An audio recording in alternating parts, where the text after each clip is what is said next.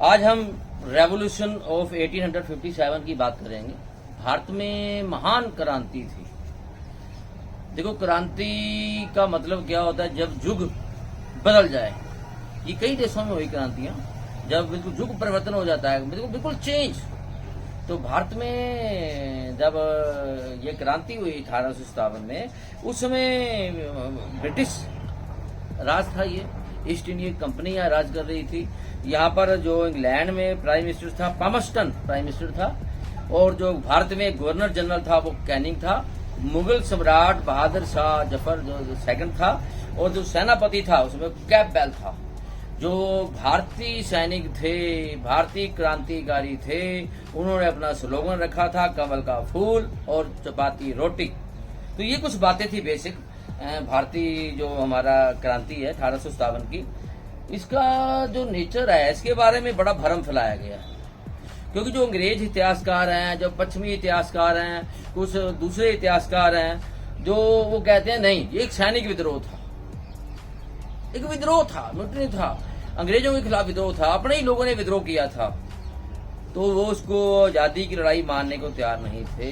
लेकिन जो भारतीय इतिहासकार हैं, उन्होंने न्याय किया।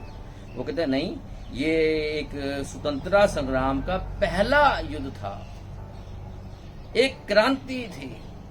इसमें खास तौर से जो वीर सावरकर हैं, दामोदर सावरकर कहा जाता है, उन्होंने फर्स्ट बुक लिखी अपनी, फर्स्ट वार ऑफ इंडिपेंडेंस।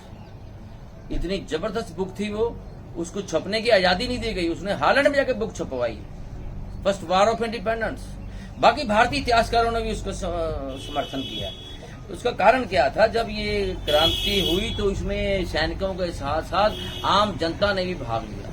हमें दूर जाने की जरूरत नहीं है। उत्तरी भारत में बड़ी जगह, मेरठ, इवन कानपुर, इवन जो हरियाणा में रेवाड़ी है, वहां पर तुलाराम की अधीन बहुत बड़ी क्रांति हुई।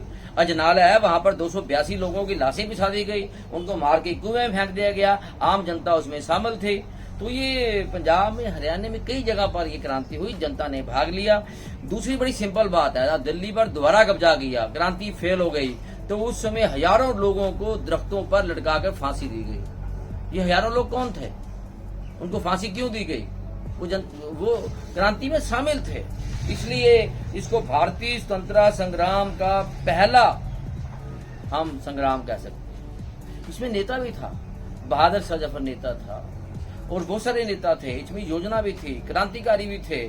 सबने मिलके इसको करने की कोशिश की, लेकिन कुछ कारणों की वजह से ये क्रांति सफल नहीं हो सकी। लेकिन उसने एक चिंगारी लगा दी थी, वो चिंगारी जलती रही, जो 1947 में वो कामयाब हो गई। तो ये भारतीय स्वतंत्रता संग्राम का पहला संग्राम था 1857 का, जिसको सुलगाया मंगल पांडे ने।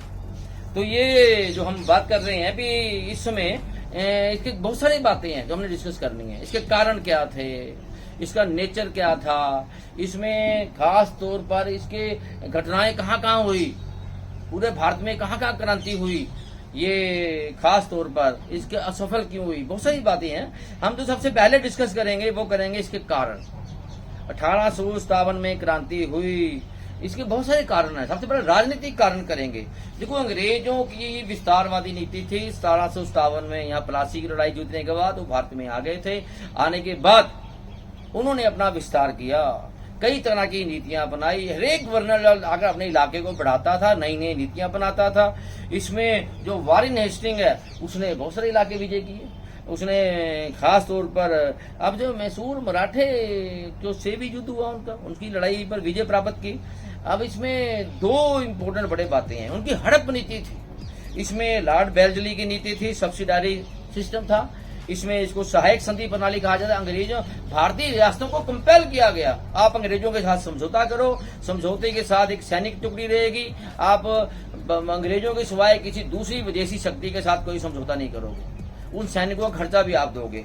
तो ये एक प्रकार की अधीनता स्वीकार करने वाली बात थी। तो ये कुछ जो बेल्जली ये समझौते के अधीन कुछ राज्य थे, हैदराबाद, अवध, कर्नाटक, मैसूर, तंजौर, पेशवा का राज्य था जो मराठा में, वो सारे राज्यों को बेल्जली ने अपने अंदर ले लिया। दूसरा आया डलहौजी, डलहौजी बड़ा विस्तारवादी था, हड़पने की नीति थे। उसने सोचा मैं क्या करूं, तो उसने लैब्स का एक सिद्धांत अपनाया। लैब्स के सिद्धांत के अनुसार जिसका अपना बेटा नहीं था गोद लिया उसको मारने से इनकार कर दिया। उसके अनुसार वो सारे राज अंग्रेजी राज में शामिल कर लिए गए। इसका शिकार कौन हुआ? सितारा, झांसी, संबलपुर, जैतपुर, नागपुर, बघाट, उदयपुर। अब हम स्पष्ट था। इसी तरह ये जो नीति थी, हड़प नीति, इसमें वाजिद अली साहब इसका शिकार हुए। ये वफादार व्यक्ति था अंग्रेजों का, 1757 से वफादार था अवध। लेकिन अंग्रेजों ने बाद में एक बहाना लगाकर कि ये इसका जो शासन प्रबंध ठीक नहीं है, तो उन्होंने जो ये अवध है उस पर अधिकार कर लिया। विस्तारवादी नीति है। मुगलों का राज समाप्त करने की तरफ संदेश दे दिया। मुगल सम्राट बहादुर शाह की जो पेंशन थी 1 लाख से 15,000 कर दी। उसको लाल किला खाली करने के लिए कह दिया गया। उसको कहा गया ठीक है, आप मुगल डायनेस्टी को नहीं माना जाएगा। तो एक विस्तारवादी नीति थी। 100 साल पूरे हुए थे, अब भारतीय लोग उनके विरुद्ध हो गए थे। अब इसमें कुछ कारण और भी हैं जो पॉलिटिकल हम इसमें कारण मानते हैं। बहादुर शाह को अपना कर लिया, नाना साहब की पेंशन बंद कर दी गई, झांसी का राज्य का राज छीन लिया गया। तो ये बहुत सारे, जो वाजिद अली शाह है उसका राज पे कब्जा कर लिया। ये राजनीतिक कारण है सारे। उसके बाद आता है आर्थिक शोषण। अंग्रेज थे ही व्यापारी, उसको नेशन ऑफ शॉपकीपर कहा जाता है। तो राष्ट्रों के व्यापारी थे, वो भारत में आए ही पैसा कमाने के लिए थे। उन्होंने भारत को अपना देश नहीं समझा, भारत को एक मंडी बनाया। मंडी बनाने के बाद उसने भारत की खेती बाड़ी को तबाह कर दिया। उसमें लगान बहुत ज्यादा लगाया। जो फसलों की कीमत है उसकी खुद निश्चित की गई, क्योंकि उन्होंने अपनी जो मंडी में जो उसकी रॉ मटेरियल चाहिए था वो अपनी कीमत पर सामान लेते थे। इससे जो लगान है, चाहे वो अकाल पड़ जाए, बारिश ना हो, तो लगान तो पूरा देना पड़ता था। इससे जो खेती बाड़ी है वो नष्ट हो गई। दूसरा, इसमें जो उद्योग थे, क्योंकि इंडस्ट्री रेवोल्यूशन आ चुका था, तो इंग्लैंड से जो चीजें बन के भारत में आती थी, भारत में हाथों से बनते थे। अंग्रेजी सरकार ने हमारे उद्योगों पर, जो छोटे हस्तकरघा उद्योग थे, ज्यादा टैक्स लगा दिए। हम अपने उद्योग पर बिना टैक्स था, तो हमारा माल बिकना बंद हो गया। क्वालिटी उनकी ज्यादा अच्छी थी, मशीनों से उद्योग आते थे। तो इससे क्या हुआ, हमारी ढाके की मलमल थी, बड़ी सुंदर थी, उस पर भी कई तरह की पाबंदियां लगा दी गई। बिल्कुल व्यापार तहस नहस कर दिया। मजदूर बेकार हो गए, किसान बेकार हो गए, उद्योगों का पतन हो गया। इससे क्या हुआ, इसमें जो अंग्रेजों ने टैक्स को बढ़ा दिया, भारत का धन इंग्लैंड चला गया, जिसे बोलते हैं ड्रेन थ्योरी। कई तरीकों से, चाहे वो करप्शन से गया, चाहे वो क्लाइव ले गया, चाहे वारन हेस्टिंग ले गया। करप्शन ले गए, लोगों से गिफ्टें लेते थे, फिर वो धन कई प्रकार का भारत से इंग्लैंड जाता था। बहुत सारा, इवन कोहिनूर हीरा, सोना, चांदी, कोला, लोहा के रूप में हर चीज इंग्लैंड में गई। तो हमारा पैसा इंग्लैंड में जा रहा है, भारत को गरीब हो गया। तब 1857 में क्रांति हुई, उसमें मजदूर कारीगरों ने भी भाग लिया। तो ये आर्थिक कारण। उसके बाद है सामाजिक और धार्मिक कारण। अंग्रेज भारत में आए थे, आते ही 1813 में उन्होंने एक्ट पास कर दिया। एक्ट में क्या लिखा था, अभी ईसाई मिशनरी यहाँ प्रचार कर सकते हैं। उन्होंने संदेश क्या दिया, भारत को एक क्रिश्चियन देश बनाएंगे। तो भारतीय जो धार्मिक लोग थे वो चिढ़ गए, तो हमारा देश क्रिश्चियन बन जाएगा। उन्होंने क्या किया, उन्होंने एक और काम किया। इसमें ऐसा जो धर्म परिवर्तन करता था उसकी भी पैतृक संपत्ति से उसको अलग नहीं किया जाएगा, एक नया कानून बना दिया। आगे ऐसा था कि अगर कोई धर्म परिवर्तन उसको तो पेरेंटल प्रॉपर्टी नहीं मिलती थी, नहीं, अब उसको भी मिलेगी। तो उन्होंने धर्म का प्रचार किया, स्कूल खोले, प्रचारक आए। अब इससे तो भारतीय देवी देवताओं का अपमान किया।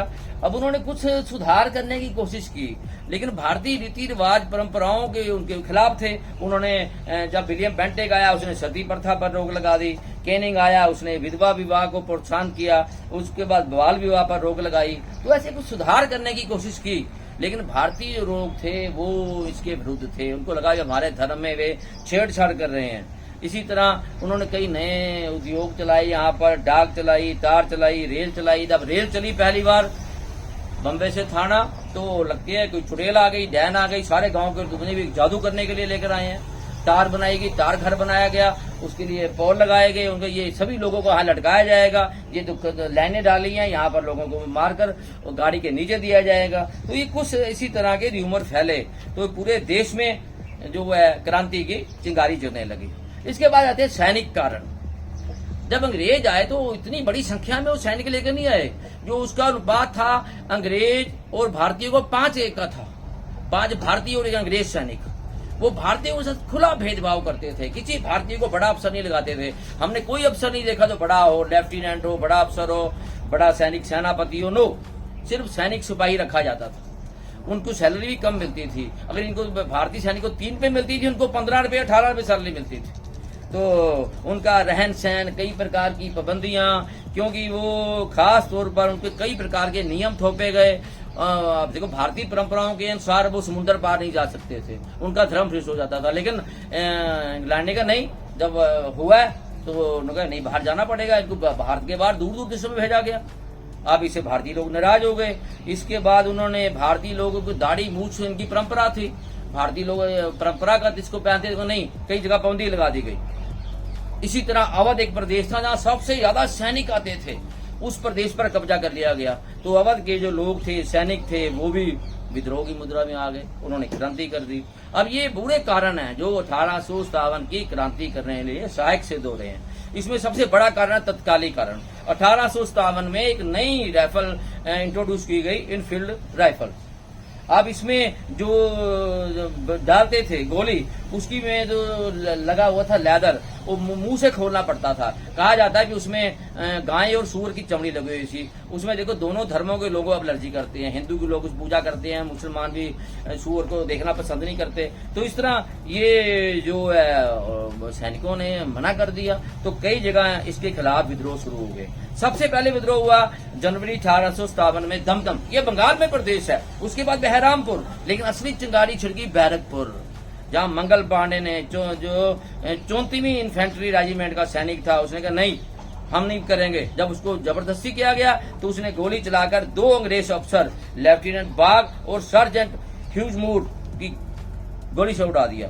उसको गिरफ्तार कर लिया गया। 8 अप्रैल को फांसी दे दी गई। ये खबर आग की तरह फैली और पूरे भारत में फैल गई। कई छावनियों में अब विद्रोह हो गया। मेरठ में 10 मई को अब जो सैनिक हैं वो दिल्ली की तरफ कूच किया। 12 मई पे दिल्ली पे कब्जा कर लिया। बहादुर शाह जफर को अपना सम्राट घोषित कर दिया गया, लेकिन बाद में वो गिरफ्तार हो गया, उसको रंगून भेज दिया गया। 1862 में वहां उसकी मृत्यु हो गई। तो ये 1857 की क्रांति के कारण थे जो हम डिस्कस कर रहे हैं। बाकी इसकी जो घटनाएं है, इवेंट है, हम दूसरे भाग में डिस्कस करेंगे। ये बहुत बड़ी क्रांति थी, भारत की पहला संग्राम था। वीर सावरकर ने जो बुक लिखी है उसके अकॉर्डिंग ही हम इसको समर्पित। जय हिंद।